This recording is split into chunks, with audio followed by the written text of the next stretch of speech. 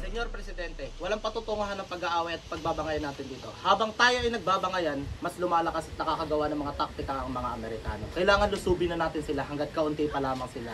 Hawak natin ng mga bayan. Meron tayong 40,000 mga sundalo. Libo lang ang mga Amerikano, madali natin sila mapapatalsik.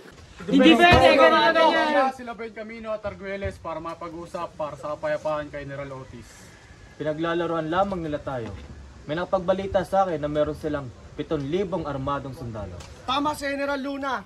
Kailangan na natin kumilos ngayon. Ang Amerika ay kalaban din ng Espanyol. At ang kalaban ng kalaban ay dapat natin kakampi. Kinalaban din ng Amerikano at Espanyol sa Cuba, ngunit sinakop ba nila ang Cuba? Hindi, sapagkat tinulungan pa nito o policy ng Espanyol. Bulag! Imbis na tayo dito nakaupo nag-aaway-away, dapat nasa labas tayo nangangalap ng ating mga armas at sinasana yung mga sundalo natin sa pakikipagdigma.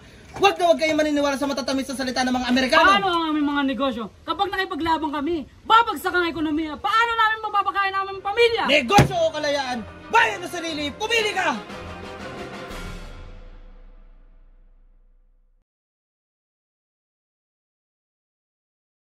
Kilala kita! Kasama ka sa gobyerno sibil ng Kastila tapos lumipat ka dahil bumagsak ito? Ngayon naman nanganganib na ang bansa, sa Amerika ka naman papanig? Magsitigil. Lahat tayo may sariling interes. Tao rin naman tayo. Bakit? Sa ngayon, kampi natin ng Amerika. Nangako sila sa akin sa Hong Kong. Gagawin ng Amerika ang lahat para lang masakop nila ang Asya. Maghintay na lang tayo sa Treaty of Paris. Mayroon ba tayong mga delegado sa Paris? Para kayong umiibig sa salita ng isang puta! Isang malaking karangalan na ipaglaban ng ating bayan. Kaya huwag tayong magdadalawang isip. Adelante compatriotas, ang pagtagumpay umamatay.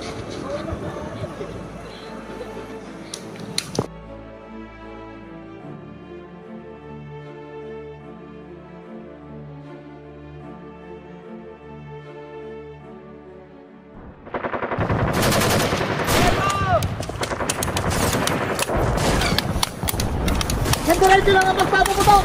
Huwag ka aksayin ng bala! Fuego! Kasi tayo mahusto! Saan yung bala? Walang atras! Fuego! General! General! Nanganganib ang kaliwang panay. General.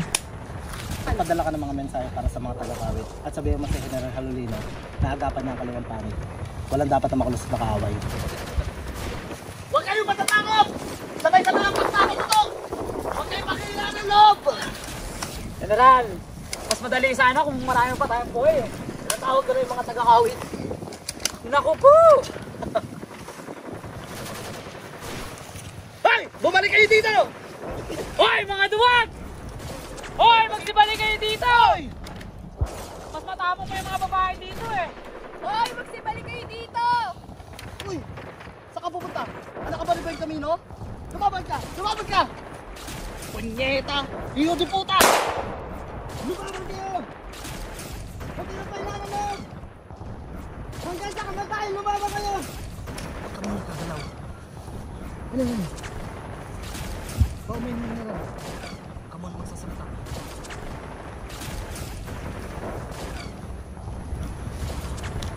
Ruska! Ruska! Ruska! Ruska! Po! Pupunta ka sa likod! Kunin nyo to! Tumawag ka na mediko! Mediko! Mediko!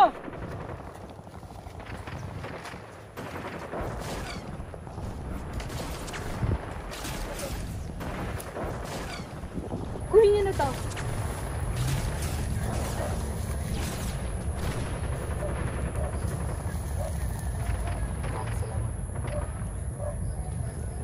Ay, boss, ng brigada. Ay, po kay Kapitan. Nalusyon na natin ang puso. Aba! Aba! Kumuha ka ng kabayo ko dun. Ruska! May iwan ka dito. Tapos ipagdagol mo tong linyang ito. Mga kapatid.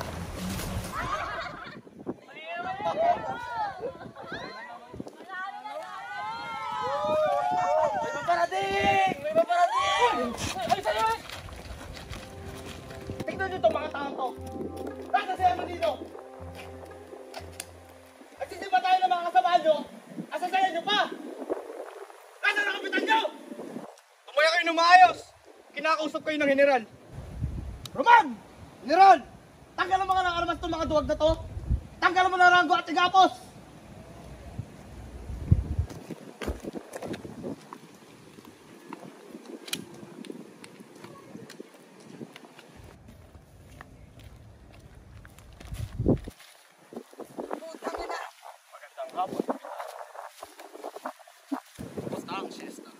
General. Nakakaintindi ka naman ng Tagalog o Espanyol, di ba? Opo. Eh, putang ina mo eh! Bakit hindi ka sumusunod sa utos ko, Hudido? Alam mo ba ilang tao na namatay at sugatan dahil sa katangahan mo? Presidente, aginado lang po ako susunod ng utos.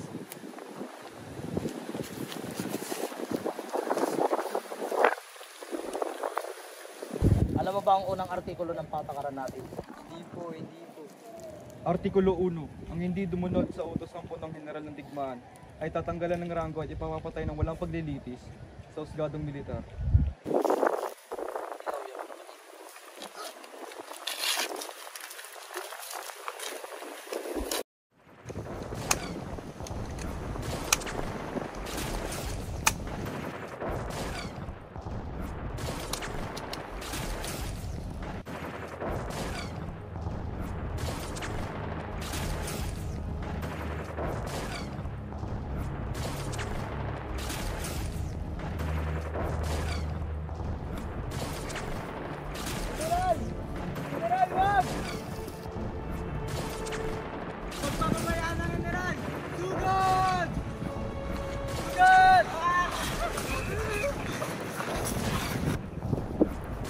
I want him down.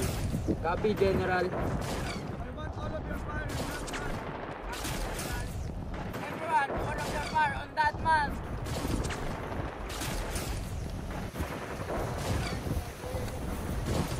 I want a general for dinner tonight. Yes, General.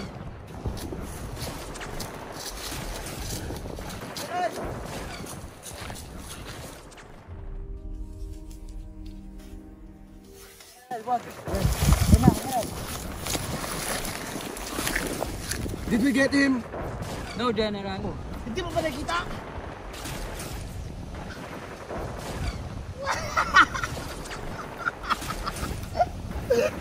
Mga Amerikano! Mga gusto! God damn it! Tignan mo, General. Mga kababayan! Lusog! Tell the troops, let's call it a day. It's almost dinner time.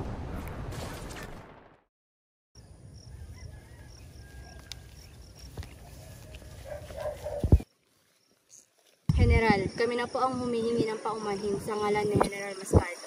General, mga taga-Cruz Roja. Alam ko. Hindi ho maaaring magkaroon ng gulo sa pagitan ng kapwa Pilipino. Hindi ko gusto kong mandating binibini. Sabihin mo kay General Mascardo na bibigyan ko pa siya ng isa pang pagkakataon para sumuko siya na mapayapa. Nasa kamay niya na ang lahat.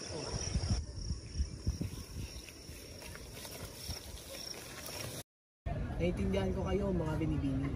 Pero huli na ang lahat. Sa presidente lamang ang susunod ng utos at hindi sa mga taong katulad ni Luna. Ano ba talagang pinag-aaway? Sabihin. Bahala nga kayo ni Antonio Tomas. Para kayong mga bata. Diba?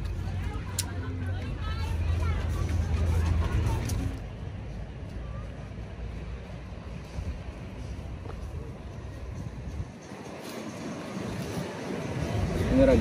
Ako. Bakit po? Magpadala ka nga ng telegrama sa Pagpag. Alam mo yung mga sitwasyon nila ron. May bilin pa ba kayo? Wala. Kamasaya mo lamang sila.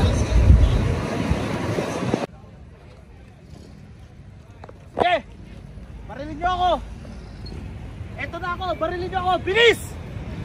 General Tomas Mascardo, nandito ako para arestuhin ka sa ngalan ng punong hukbo ng sandatahan ng Republika ng Pilipinas. Magpakita ka!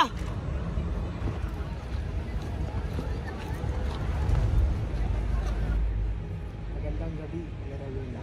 Magandang gabi rin. Umaasa ako na susuko ka ngayon na mapayapa. Sinabi ko na naman sa'yo, di ba? Kung gusto mo akong makulong, magdala ka ng tao.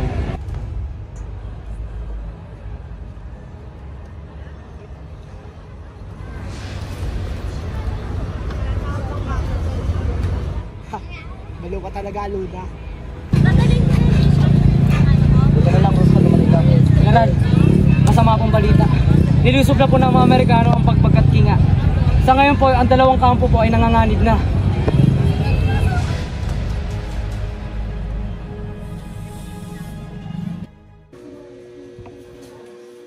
Ang bilis lang pala ng 24 oras na pagkakabilang bro. Kaya nga sumuko ako mapayapa.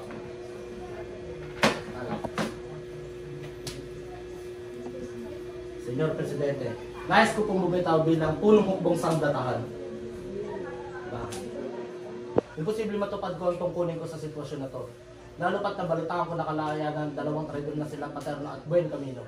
Nagalang-galang silang mga mamamayan. Nagambag silang pera at kagamitan sa... Isinusulong nila ang aneksasyon sa ilalim ng Amerika.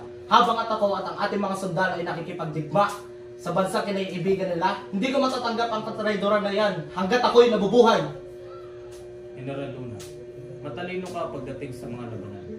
Ngunit wala kang alam pagdating sa politika. Kung pagpapalaya lang sa mga traidor ang pakikipagpolitika, pues ayoko na makibahagi. Pasensya ka na, General Luna. Hindi ko matatanggap ang iyong pagbibiti. Pero hindi yan ang aking... Walang maaaring mamuno ng ating hukbo. Kailangan ka na ng bayan. Kung gayon, pabayaan niyo akong mamuno. Pabayaan niyo ako magturo ng tamang disiplina. Pagpasyahan nyo na ang desisyon ko magtayo ng kuta sa norte. Ito lang ang pag-asa natin laban sa mga Amerikano.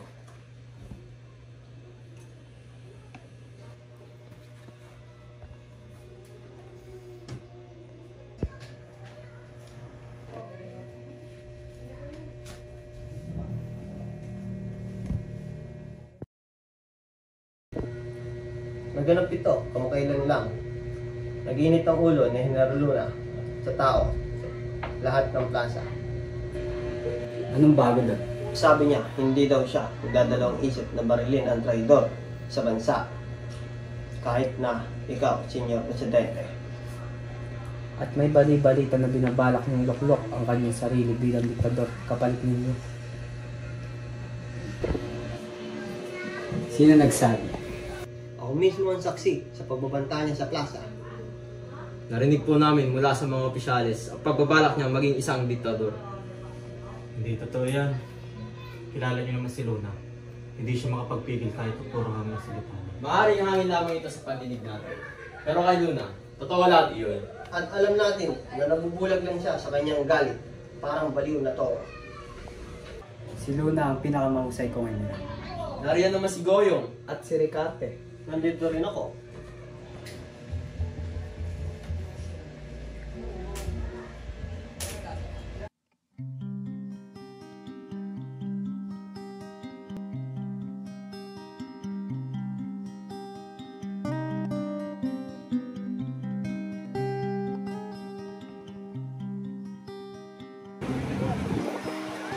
Paano ka nakalaya?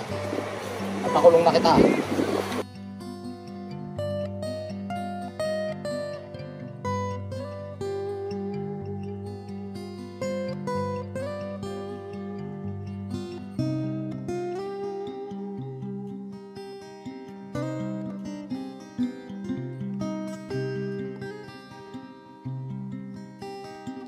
Mga traitor!